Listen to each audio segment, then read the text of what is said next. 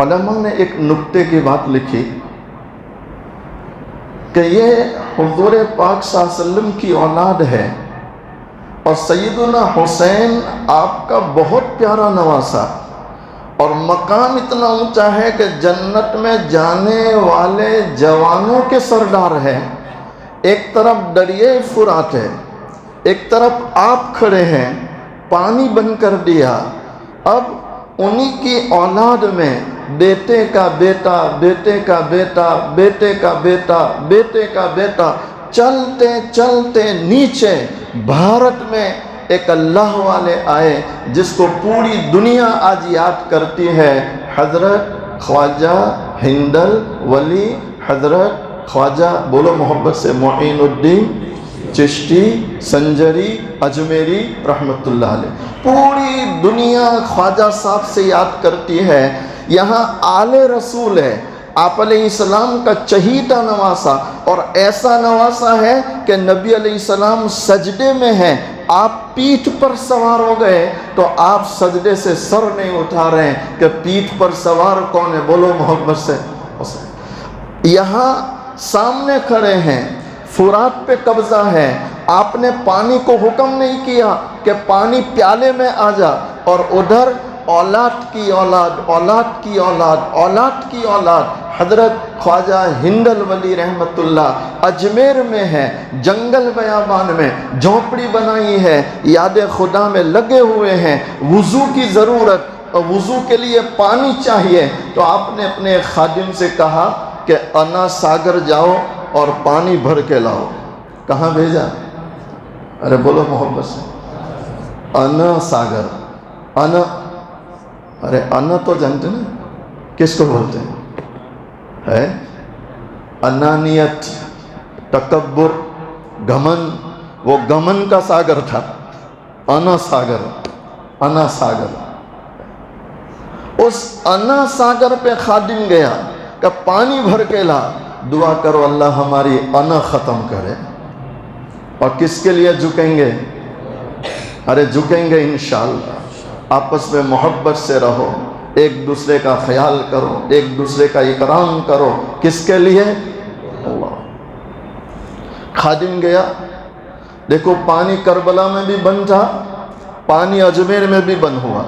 ارے ہوا کہ نہیں ہوا؟ پانی کربلا میں بھی بند ہوا، پانی اجمیر میں بھی بند ہوا۔ حالات آئے، یہ نظام اللہ کا، جو اللہ کے دین کو لے کر چلے گا، جو اللہ کی دعوت لے کر چلے گا، اور جو اعلاء کلمت اللہ کی نسبت پر چلے گا، اس پر حالات آئیں گے، اور ان حالات میں وہ جم گیا، اپنے آپ کو جمع لیا، تو اب اللہ کی مدد آئے گی، آئے گی نے بولو آئے گی۔ ہر زمانے میں اللہ نے مدد کی ہے، آج بھی کر رہا ہے، اور قیامت تک انشاءاللہ کون مدد کرے گا؟ اللہ مدد کرے گا۔ مسلمان کبھی نا امید ہوتا اور مسلمان کبھی مایوس بولو۔ علماء لکھتے ہیں خواجہ ہندل ولی خواجہ معین الدین چشتی سنجری اجمیری رحمت اللہ علیہ۔ مسلمانوں سنو، دل کے کانوں سے سنو، خواجہ ہندل ولی آپ بھارت میں آئے، اجمیر میں آ کر جھونپڑی بنائی۔ جب اجمیر میں پہلی بار آئے ہیں، ایک خادم اور تھوڑا سا سامان، نماز کے لیے مصلی اور وضو کے لیے لوٹا، بے سر و سامانی کے ساتھ اجمیر میں آئے ہیں۔ آج خادم کو بھیجا انا ساگر سے پانی لے کر آؤ۔ علماء لکھتے ہیں اجمیر کی حکومت بھی آنا میں لگی ہوئی تھی، وہ بھی انانیت میں مبتلا تھی۔ جن لوگوں کے دلوں میں اسلام اور مسلمانوں سے عداوت دکھ تھا، انہوں نے پہلا کام یہ کیا کہ اجمیر میں خواجہ صاحب پر بھی پانی بن۔ خواجہ ہند الولی رحمت اللہ علیہ خادم کو بھیجتے ہیں، فوج کھڑی ہے، قبضہ کیا ہے، فوجیوں نے منع کیا، پانی نہیں دیتے، تو خادم واپس آ گئے، کہا ٹھیک ہے نہیں دیتے۔ یہ وہی خواجہ صاحب ہے، راجستھان میں آج بھی ایک جگہ ہے اونٹڈا، اس جگہ کا نام ہے اونٹڈا، ابھی وہاں ماشاءاللہ ایک بڑا مدرسہ بھی قائم ہے۔ یہ اونٹڈا وہ جگہ ہے کہ حضرت خواجہ ہند الولی رحمت اللہ کی یاد میں گشت کرتے کرتے اس اونٹڈا مقام پر ایک درخت کے نیچے سائے میں بیٹھے ہیں، اللہ کی یاد میں لگے ہیں۔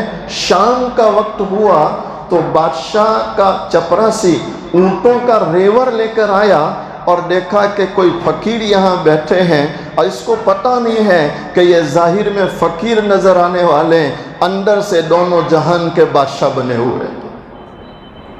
اس نے کہا اٹھو اٹھو، کہا بھائی کیوں اٹھاتا ہے، بیٹھنے دے۔ تو اس کا جواب سنو، یہاں بادشاہ کے اونٹ بیٹھنے والے ہیں۔ نہیں، ایمانداری سے کہو جانور کی قیمت زیادہ کہ انسان کی، لیکن جب انسان کا دماغ جانوروں کے بھی حد سے گزر جائے تو وہ انسان کی قدر نہیں کرتا، کس کی قدر کرتا ہے؟ نہیں، آج بھی ہو رہا ہے نہیں ہو رہا؟ آج بھی جانور کی قیمت ہے؟ اللہ بولو نا بھائی، آج بھی جانور کی قیمت؟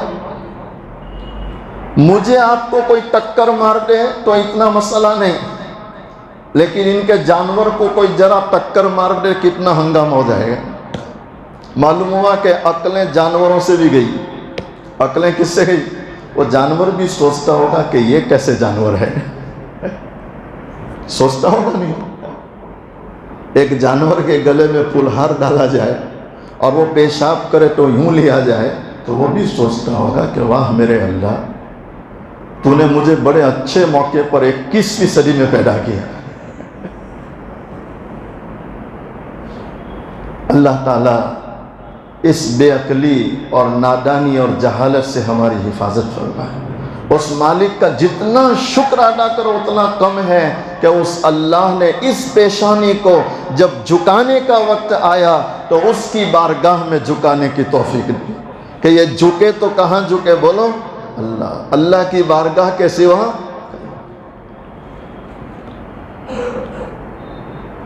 خواجہ صاحب نے کہا اچھا بادشاہ کے اونٹ بیٹھیں گے؟ کہا تم اٹھو۔ دیکھو وہاں بھی جانور ہی کا مسئلہ تھا، تم اٹھو۔ تو آپ کی زبان پر ٹھیک ہے بادشاہ کے اونٹ ہی بیٹھیں گے، ہم چلتے ہیں، اور کچھ نہیں کہا۔ کیا بولے؟ ٹھیک ہے بادشاہ کے اونٹ ہی بیٹھیں گے، ہم چلیں۔ اب آپ تو چلے گئے اپنی جھونپڑی میں، اللہ کی یاد میں ہیں، ادھر اونٹ بیٹھے تو بیٹھے۔ دوسرا دن صبح کا وقت ہوا، وہ چپراسی آیا، اور پہلے یہ تھا کہ دور سے اس کو دیکھ کر اونٹ بولنا شروع کر دیتے، دم ہلانا شروع کر دیتے تھے، اٹھنا شروع کر دیتے تھے۔ آج آیا ہے ڈنڈے سے خبر لے رہا ہے، لیکن کوئی اونٹ اٹھنے کو بولو۔ معلوم ہوا اٹھاتا بھی کون ہے، بٹھاتا بھی کون ہے؟ اللہ کے سوا کوئی، بولو۔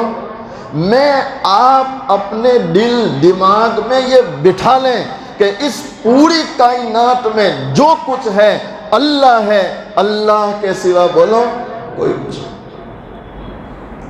وہ مار مار کے تھکا تو اس نے اور کچھ لوگوں سے کہا کیا بات ہے، ایک بھی اٹھنے کو تیار نہیں۔ تو ایک دو لوگوں نے کہا کوئی واقعہ تو نہیں ہوا؟ کہا نہیں ایسا تو کوئی، کہا نہیں سوچ۔ تو اس کو اچانک یاد آیا، ہاں کل یہاں ایک فقیر جیسا آدمی بیٹھا تھا تو میں اس کو اٹھایا تھا، تو اس کی زبان پر یہ تھا کہ ٹھیک ہے تیرے بادشاہ کے اونٹ بیٹھیں گے، ہم چلتے ہیں۔ تو انہوں نے کہا اللہ کے بندے ان کو تلاش کر معافی مانگ، شاید یہ کوئی اللہ والا ہے کہ اس کی زبان سے نکلے ہوئے جملے کو آسمان والے نے قبول کر لیا۔ حضرت کے پاس گیا، معافی چاہیے۔ حضرت نے کہا ٹھیک ہے آئندہ ایسی بے ادبی نہ کرنا، با ادب بولو با نصیب، با ادب با نصیب، نہ بے ادب بد نصیب۔ ایک اور شعر بھی پڑھ دوں جو ہمیشہ پڑھتا رہتا ہوں. دور بیٹھا کوئی تو دعائیں دے رہا ہے مجھے، دور بیٹھا کوئی تو دعائیں دے رہا ہے مجھے، میں ڈوبنا چاہتا ہوں سمندر اچھال دیتا ہے. یعنی جو اللہ والوں سے تعلق رکھے تو یہ اللہ والوں کی دعائیں ہر مقام پر اس کی حفاظت کرتی ہے. تو علماء اہل اللہ سے تعلق رکھیں، انشاءاللہ رکھیں گے انشاءاللہ. اور رشتہ ہے تو اسے مضبوط کریں. کیا کریں؟ مضبوط. رشتوں کو مضبوط کرو، رشتوں کو مضبوط کرو. یہ وہی خواجہ صاحب ہیں کہ اس سے پہلے ان کی کرامت دیکھ چکے ہیں. آج جب خادم واپس آیا تو آپ نے کہا پھر جاؤ، یہ میرا لوٹا لے کے جاؤ اور فوجی سے منت سماجت کرو کہ ایک چانس، ایک بار آئندہ کبھی آئیں گے، اور پانی سے چپکے سے کہہ دینا کہ معین الدین نے بلایا ہے. کس نے بلایا؟ بولو. معین الدین نے بلایا. اب جو لوٹا ڈالا تو سارا انا ساگر، انانیت ختم کر کے سیدھا کس میں آ گیا؟ کوجے میں، کہ جب اللہ والے نے بلایا تو اب انا کی ضرورت نہیں. کس کی ضرورت نہیں؟ بولو.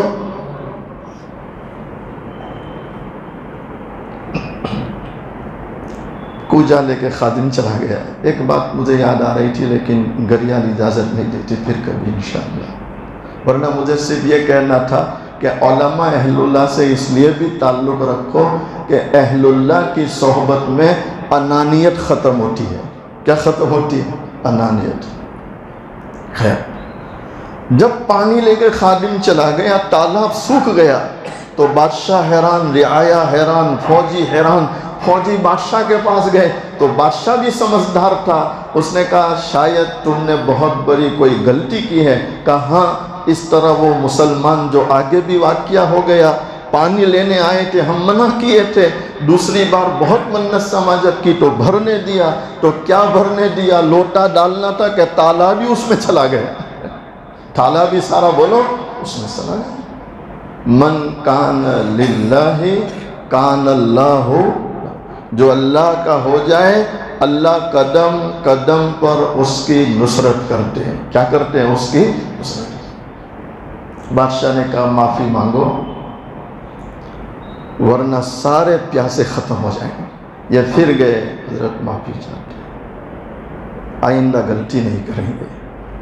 آپ نے خادم کو بھیجا، جاؤ تالاب میں ڈال دو. اب جو تالاب میں ڈالا تو سارا انا ساگر لبالب بھر گیا، اور ایسا بھرا کہ آج تک وہ تالاب کبھی بولو سوکھا. یہ خواجہ صاحب کی کیا ہے؟ میں اس پر یہ سمجھانا چاہتا ہوں کہ ادھر آپ کے والد کے والد کے والد کے والد سیدنا حسین میدان کربلا میں ہے، سامنے فرات ہے. تو وہاں سیدنا حسین جب والد کے والد ہیں تو آپ بھی تو کر سکتے تھے نا کہ لوٹا بھیجتے اور دریائے فرات کو اپنے قبضے میں کر لیتے. لیکن وہاں ایسا ہوا. اور یہاں اولاد کی اولاد میں خواجہ صاحب ہے، آپ نے انا ساگر کو کوجے میں بلا لیا اور سارا تالاب کا پانی سمٹ کر آ گیا. وجہ کیا ہے؟ تو علماء لکھتے ہیں کہ سیدنا حسین جس میدان میں ہیں وہاں کرامت کی ضرورت نہیں تھی، اس لیے کہ جہاں دین کو بچانا ہو وہاں استقامت کی ضرورت پڑتی ہے، وہاں جان دینے کی ضرورت پڑتی ہے. تو آپ نے اس میدان میں اس مقام پر جو تقاضا تھا کہ جان دینا ہے تو آپ نے جان دے کر بتلایا، اور نانا کی امت کو پیغام دیا کہ جب بھی دین بچانے کی بات آئے تو پھر وہاں جان کو پیچھے رکھنا نہیں، بلکہ تقاضا یہ ہوتا ہے کہ جان دے دو اور ایمان و اسلام کو بچا لو. اور خواجہ ہندل ولی رحمت اللہ جس مقام پر تھے اجمیر میں، وہاں دین پھیلانے کی ضرورت تھی. آپ کے آنے کا منشا دین پھیلانا تھا، اور دین پھیلانے کے لیے کرامت کی ضرورت ہوتی ہے، تو آپ نے اس مقام پر کرامت دکھلائی تاکہ بھارت میں دین پھیلے۔ اللہ کی شان ہے، آپ کی بزرگی، آپ کی کرامات کی برکت سے اللہ نے بھارت کی کایا پلٹ دی کہ 99 لاکھ لوگ آپ کے ہاتھ پر ایمان لائے اور توبہ کر لی، توبہ کر لی۔ دعا کیجیے اللہ ہمیں بھی دین پر استقامت دے، اپنی رضا والے اعمال کی توفیق دے، اپنی ناراضگی والے کاموں سے اللہ حفاظت فرمائے۔